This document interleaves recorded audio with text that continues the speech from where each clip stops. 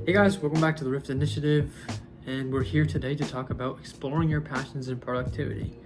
This is a really big concept, a really big idea that I think everyone needs to understand when they're trying to, build a life and move towards their goals that they're trying to accomplish, right? So we're going to start with identifying your passion. So the key to start doing that is to experiment, do things, start doing some things, taking some time to reflect about, what you're interested in, what you're finding that you have the most enjoyment out of doing. Obviously, hopefully they're good things, nothing negative, nothing hurtful to other people. Keep track of that. And kind of thinking about what you're good at, what makes you feel good, what makes you feel like you're doing something worth doing, right? And how do you enjoy spending your free time, right? Then you go on to setting your goals, like productivity in the aspect of passion. You take your passion and you transfer it to an idea that pushes towards productivity. So you take your passion and you make it into something that is worth being, that brings productivity to your life. So in my head, the way I do things, I think that every good thing for you is some form of productivity. Whether you're, taking a break just to relax, that is productive because you're getting rest so that you can go after your goals and you can go after, handle the things that you need to do in life.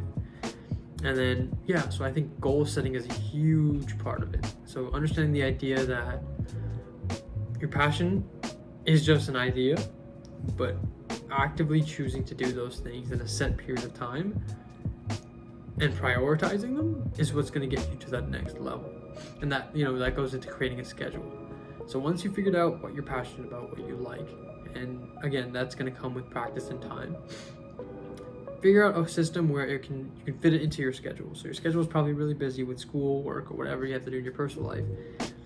Having at least 20 minutes a day of handling your passion and dealing with it and working on it. For example, this whole thing is a passion project for me, and I spend around a decent time, I say, at least one day a week, at least, but multiple hours, just focusing on where I want to take this channel, where I want to, my ideas to go, what I want to do next. And there's so many things that come to mind, but it's all procedural, right? And so it's the key is understanding where I am right now, where I want to go, and what's in between. So we start with step one. What would it be? Something in my eye. How would you move from one idea to the next? Simple, right? And if you need support, if you need help, there are so many resources and people out there who care about your success if you building yourself. And for some people, maybe it feels like there isn't, but the truth is there's a million resources. There's books about everything you could possibly imagine. So even if you don't feel like you're comfortable or you're there yet, work towards it. And books are a good place to start. And even movies and TV shows, if they have the good message that you're trying to get at, go for it, right? You're not limited to what you have. I guess you kind of are, but there's a bountiful amount of resources out there for you, so take advantage. And a really big thing that I'm probably going to explore in a future video is learning to embrace your failures, right? There's a lot of times in everyone's life, I'm sure, but for me as well, where things didn't go to plan, didn't go to plan, or didn't go as planned, sorry.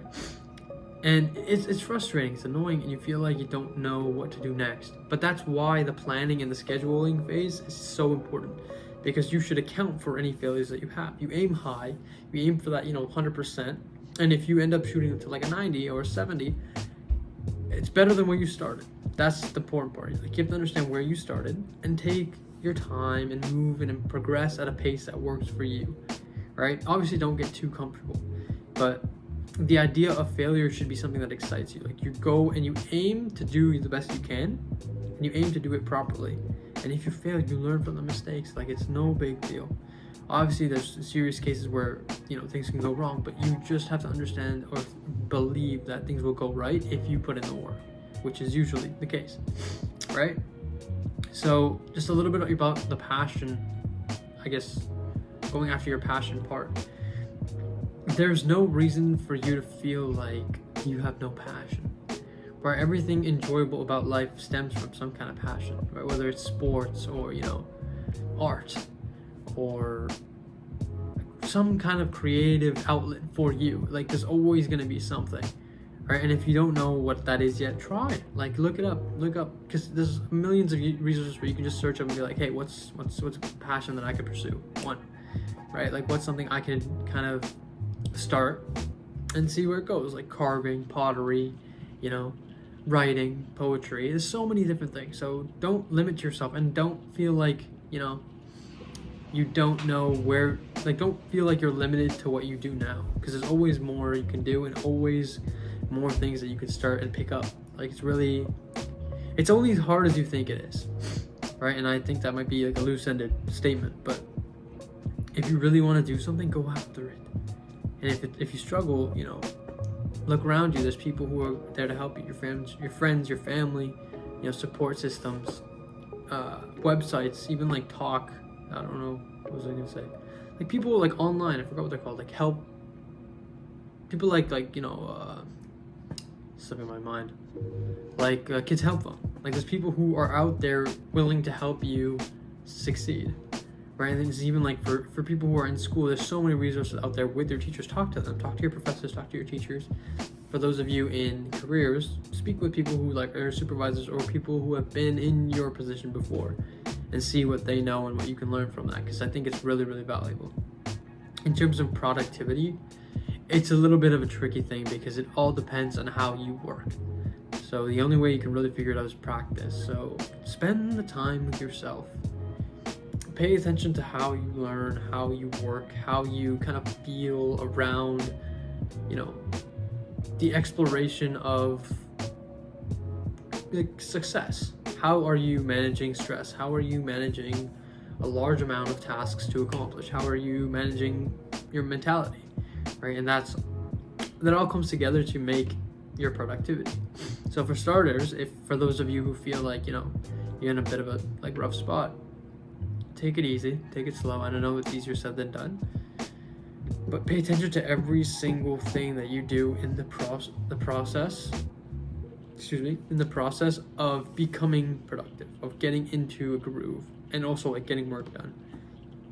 And also pay attention to when you're doing it, because like I know there's a lot of differences in the times that you're doing work, and you know, the hours and the days, depending on people, what your schedule. If you're working 8 hours in the morning and you're going straight into your work, like it's not gonna be beneficial, and it's not gonna help you succeed long term.